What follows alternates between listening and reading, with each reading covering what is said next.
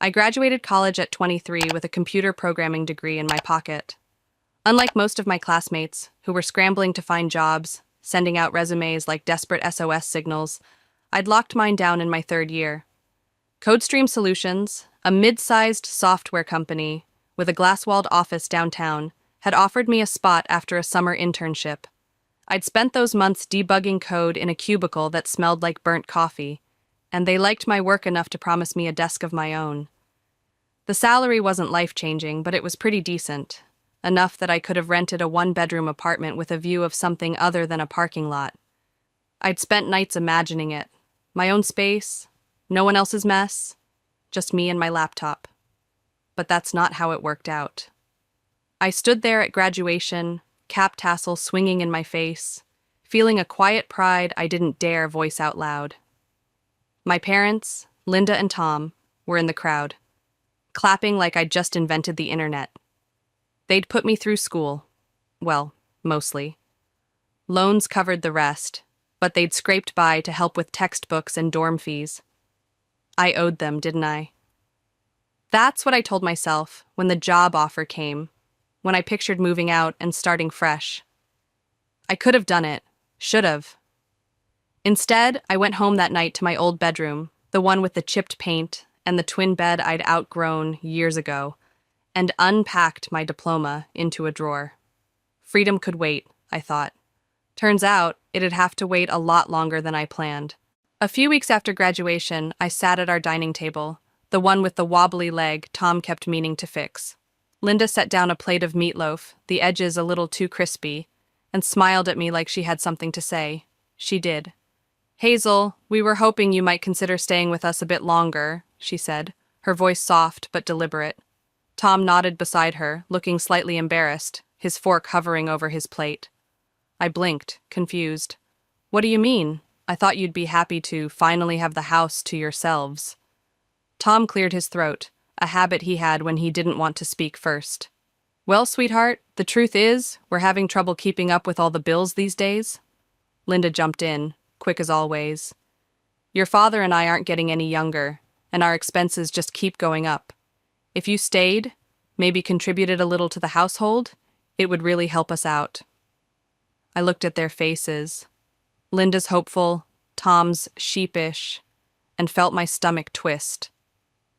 These were the people who raised me, who drove me to coding camp when I was 14, who cheered at my graduation even though they didn't understand half of what I studied. I'd been dreaming about my own place for years, picturing a quiet corner where I could code without interruption. But how could I say no? "How much would help?" I asked, my voice steadier than I felt. The relief on their faces was instant, like I'd flipped a switch. "Maybe $1,000 a month?" Tom suggested, tentative, like he was testing the waters. "For bills and groceries?" I nodded, swallowing the lump in my throat. Just like that, at 23, I became the breadwinner for my parents. My salary went into my savings account mostly untouched, growing steadily each month while I stuck to basics. Cheap coffee, secondhand sneakers. Why waste money on things I didn't need? I figured I'd save up, move out eventually. That was the plan anyway. My sister Brooke was the opposite of me in every way that mattered. At 30, she was 7 years older, married to her college sweetheart Ryan, and mother to their 7-year-old Mason. They lived across town in a fancy rented apartment with hardwood floors and a doorman, acting like they were swimming in cash even though they weren't. Brooke had a part-time job at a boutique, mostly to fight boredom, she said, while Ryan pulled in a decent paycheck, at least until he didn't. Their money vanished as fast as it came. Weekend getaways, dinners at places with unpronounceable names, clothes from Nordstrom's latest drop. One Sunday, she sprawled across Linda and Tom's couch, scrolling her phone while Ryan and Tom watched baseball in the background. Mason's Lego bricks were scattered across the carpet like tiny landmines. "Oh my God, Hazel, are you seriously wearing that shirt again?" Brooke said, not looking up from her screen. I glanced down at my plain, gray tee, the one I'd worn 100 times. "What's wrong with it?" She rolled her eyes, dramatic as ever. "I saw you in it on Instagram last year. Don't you ever buy new clothes? The Nordstrom fall line dropped weeks ago." I don't need new clothes. This one works fine, I said, trying not to let her get under my skin. She sighed, like I'd personally offended her. This is why you're still single. No guy wants a girl who looks like she shops at a thrift store. I bit my tongue instead of pointing out that while my savings account grew, she and Ryan were one missed rent payment from disaster. Sure, Brooke, I muttered. She didn't hear me. She was already texting someone, probably about a sale. That was Brooke. All flash, no substance.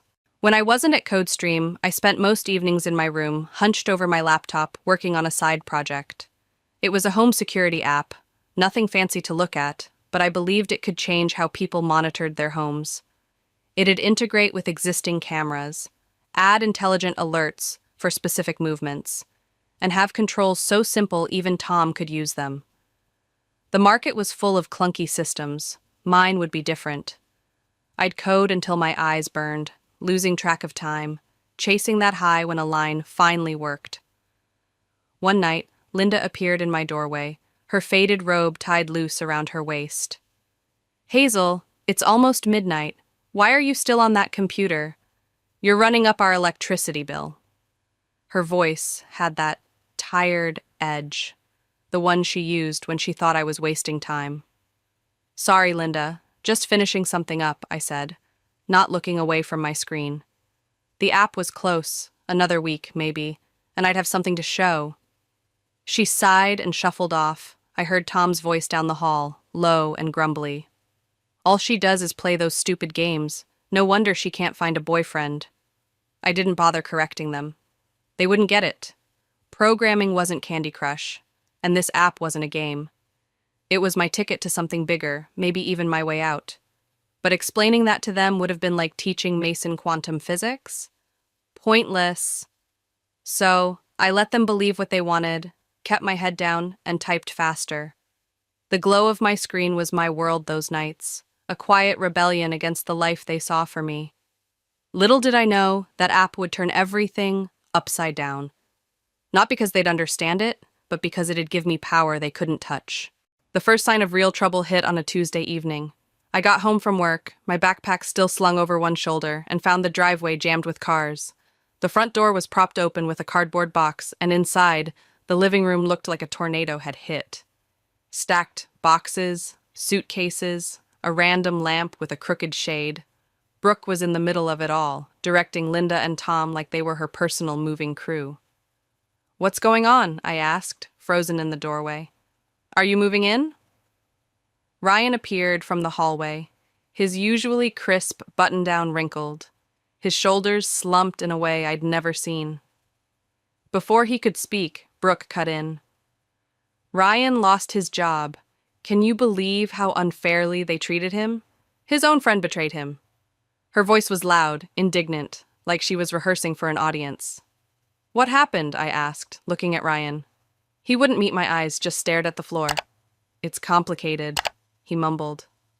Brooke jumped in defensive. Creative accounting, they called it. He was borrowing company money, but he was going to pay it all back. The director, his so-called friend, found out during an audit and went ballistic. You mean he was stealing? I said, careful, testing the word. The room went dead silent. Linda and Tom exchanged uncomfortable glances, like they wished I hadn't asked. That's a horrible thing to say, Brooke snapped, her face flushing. His friend asked for the money back and for Ryan to resign. That seems fair, considering... Fair? Brooke interrupted, her voice rising. Real friends don't do that. They understand when you're in a tight spot. I dropped it. Logic wasn't welcome here, not when Brooke was spinning her version of the story. Instead, I watched as she commandeered the house like it was hers, ordering Linda to move a box, telling Tom where to stack suitcases. Ryan just stood there, defeated, while Mason darted around, oblivious. At dinner, Linda announced they'd be staying, just until they get back on their feet. I nodded, silent, already bracing myself for the nightmare I knew was coming. My quiet life, the one I'd carved out with my savings and my app, was about to get a lot louder. Brooke's family moving in didn't just disrupt my quiet life, it demolished it.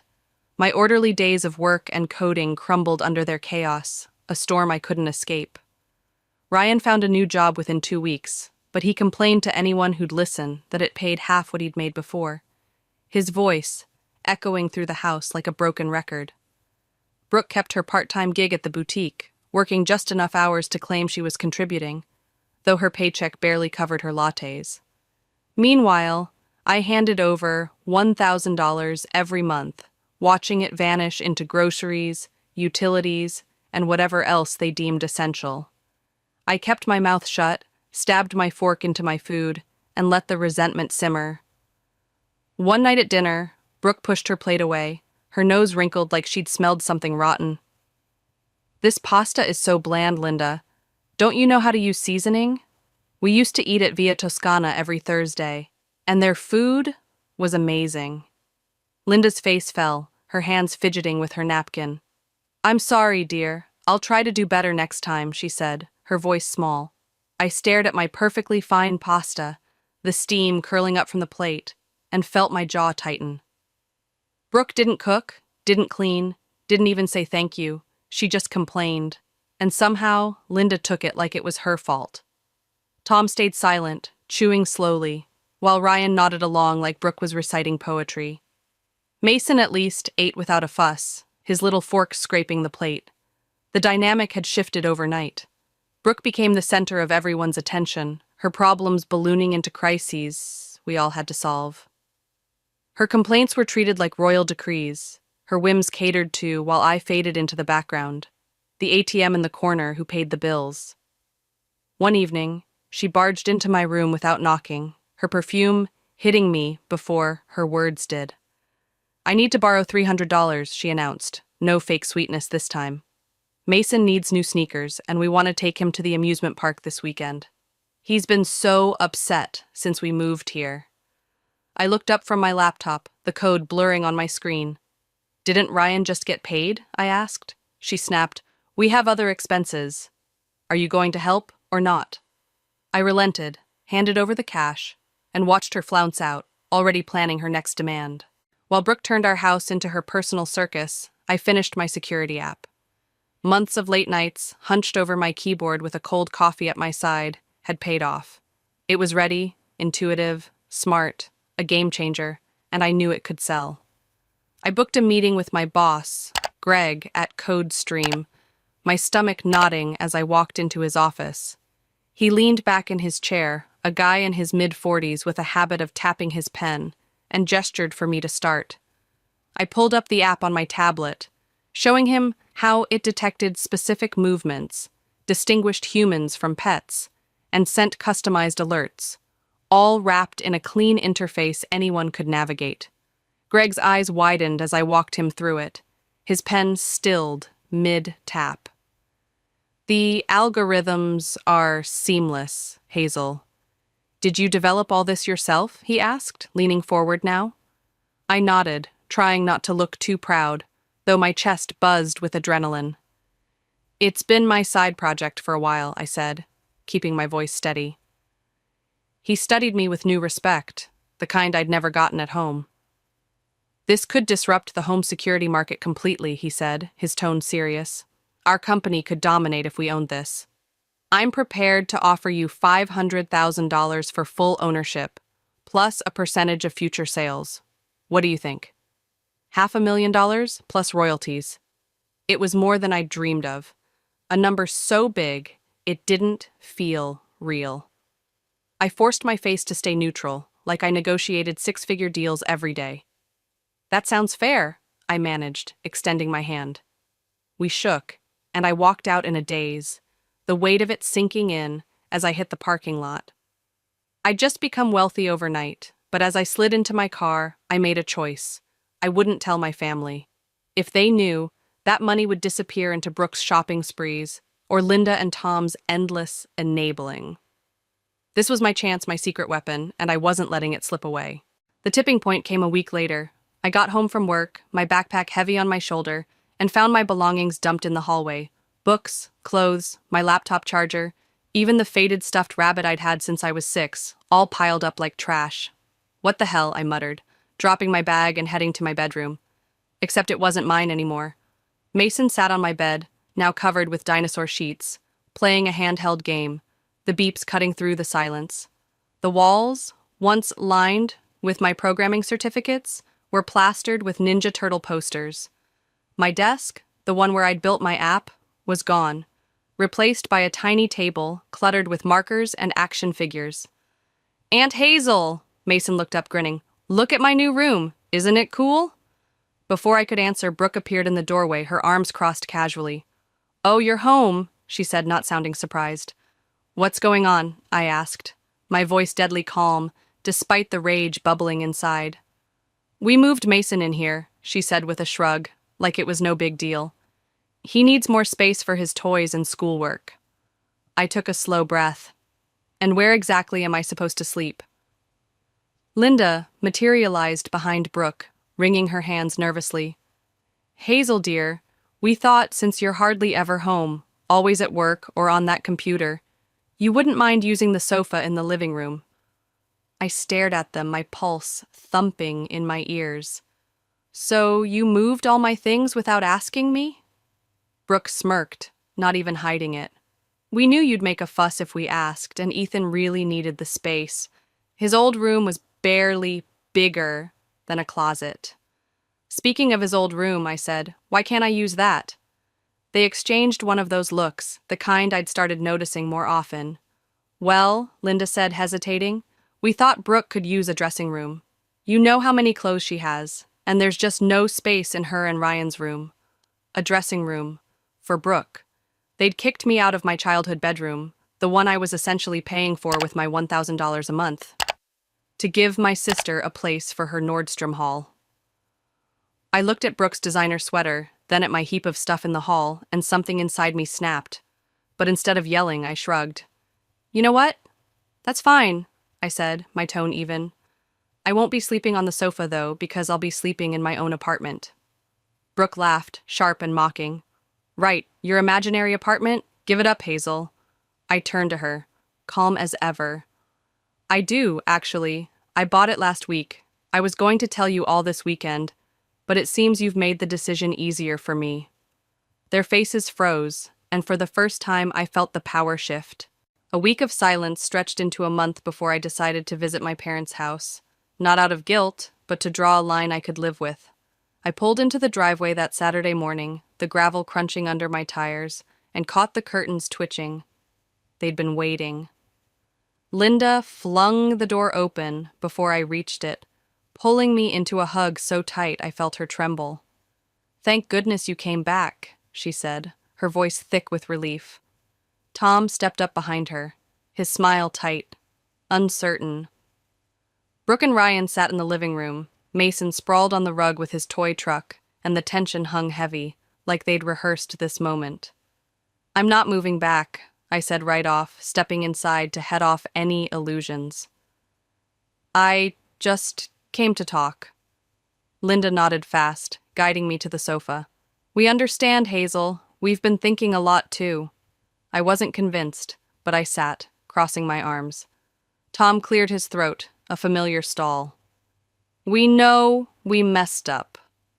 Your room's yours again, whenever you want it. Mason's back in his old spot." Brooke jumped in, too eager. "And I didn't make a dressing room. I can fit my clothes in our bedroom." Their faces were all hope and haste, but I saw, through it, the same old pattern dressed up new. "You need my money," I said, soft but firm, stripping away the sugar coating. No one denied it, their silence louder than words. Brooke shifted, her nails biting into her palms. "We could work something out," she offered, her tone wheedling. "You could keep your apartment, but maybe still help with expenses. Or we could move into your place, and you take this house." I nearly laughed at the gall. "No, Brooke," I said, my voice steel. "I'm not giving you my apartment or my money." Her cheeks flushed. "That's not fair. You're so selfish. How did you even afford it? Hiding money from us all this time?" I took a slow breath, then let it out. "I sold an app I built. The security program I worked on at night. The one you thought was games. Greg bought it for $500,000, plus royalties. The room went still, a stunned hush. $500,000? Ryan whispered, his eyes wide. Linda paled, gripping the armrest. Why didn't you tell us? She asked, faint. Because I knew what would happen, I said, meeting their gazes one by one. You'd find reasons it should be yours instead of mine. They couldn't argue, and that silence was the truest thing they'd given me in years. 6 months later, I haven't looked back much. Their voices, calling me ungrateful, selfish, heartless, echoed as I left that day, but they don't bite anymore. We barely talk now. They reach out sometimes, but it's always a plea for cash wrapped in fake apologies. Friends tell me they're still packed into that house, grumbling about bills, adding my abandonment to their woes. I don't dwell on it. I'm thriving. My apartment's a haven, with a desk by the window where I tinker with code for fun, not duty. My career's soaring at CodeStream, Greg hinting at bigger things, and the app royalties stack up, quiet and steady in my account. I've started living for me, weekend drives to the coast, a trip to Portland on a whim. I bought new jeans, a cozy sweater, nothing Brooke would glance at twice, but they suit me. There's even a guy, someone from work, grounded like me, who gets my quiet humor. Sometimes, late at night, I wonder if I was too harsh, cutting them off so clean. Then I remember how they treated me, not as Hazel, but as a wallet to empty, and I know it wasn't selfish. It was survival. Last night, I stood on my balcony, the city buzzing below, and felt the difference. I'm not just getting by, I'm building something, my own life, piece by piece. They'll sort out their mess or they won't, but I'm done carrying it. The freedom's mine now, and it's worth every step I took to claim it.